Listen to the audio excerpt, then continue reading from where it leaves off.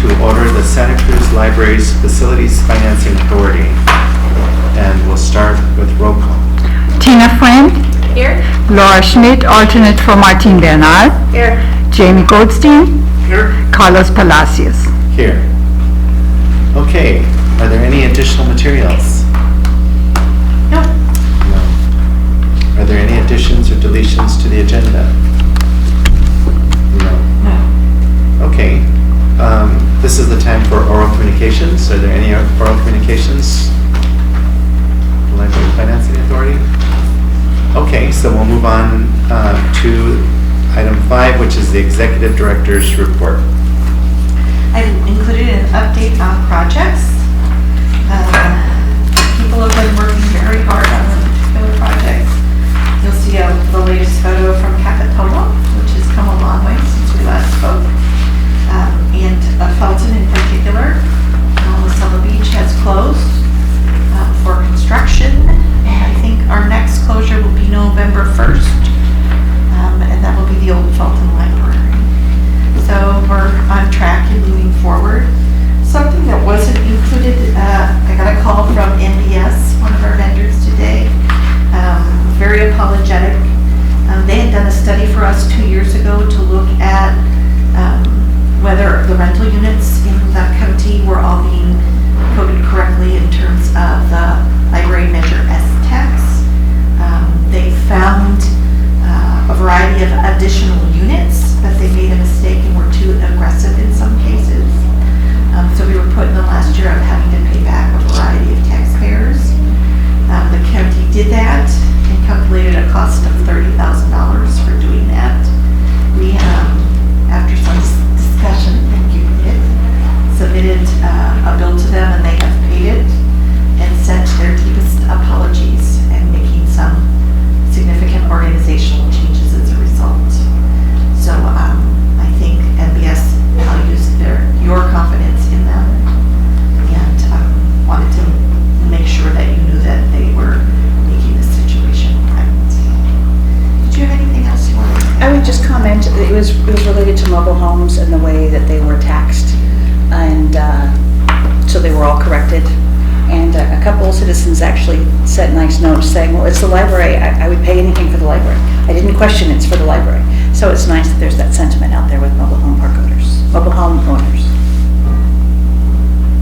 So I know that we increased the Measure S allocations based in part on the increased revenue that we were getting. Does this impact that? Does it create problems for us, or?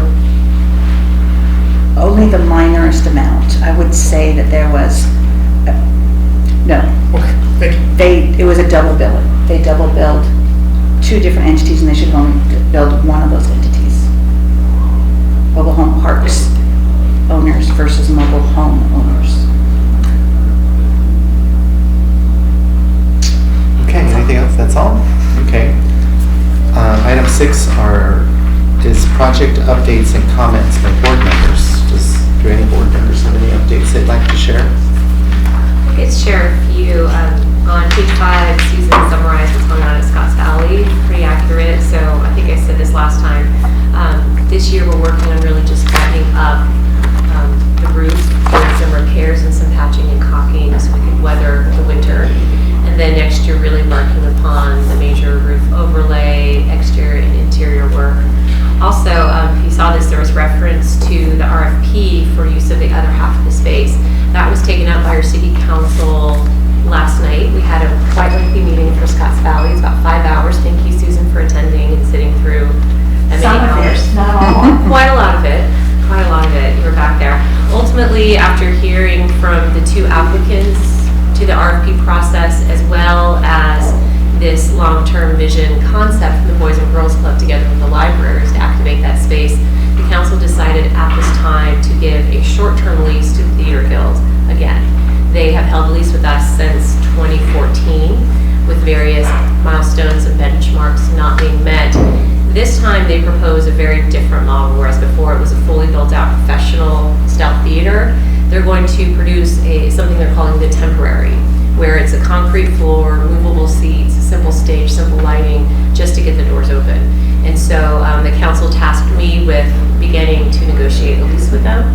So I will be doing that. I don't know how quickly that will open doors or exactly what will happen, but part of what the council was saying is that their direction to me was to ensure that within the lease, we have language that has collaboration and engagement with the library. So I was going to sit down with the library director, I'm sorry I couldn't return your call today, and talk about what the library wanted to see in this space so that I can use that when I'm negotiating the lease.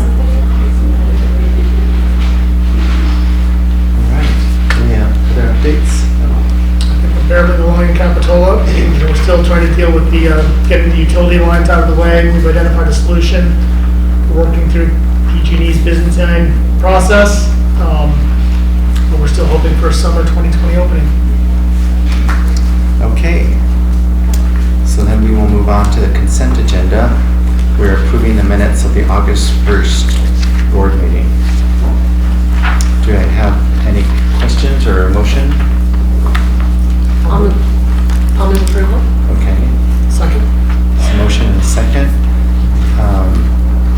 I actually forgot to ask, is there any public comment on the minutes? No? Okay. All in favor say aye. Aye. Any opposed? Okay, that passes unanimously. Go on to general business. We will talk about the activity and account balances on bond funds as of August 31st, 2019.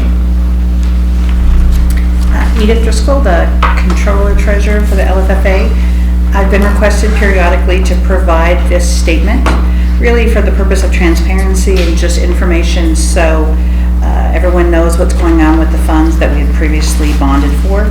And you can see the schedule is broken down by the different entities, and I'll continue to do that every few months to allow everyone to see how the funds are being used. That's it.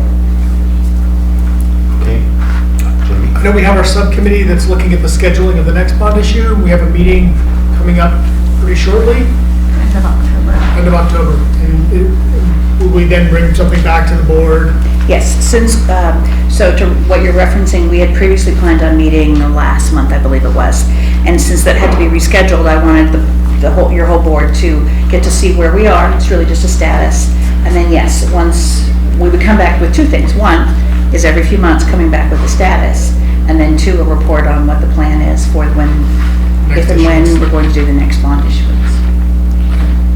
Thank you. Okay. Are there any other comments from board members? No? Any comments for the public? Okay. So then we will have a recommended action to accept and file the financial statement. So moved. Second? I have a motion and a second. All in favor say aye. Aye. Any opposed? Okay, so now we're going to announce that our next meeting is going to be on December 5th at the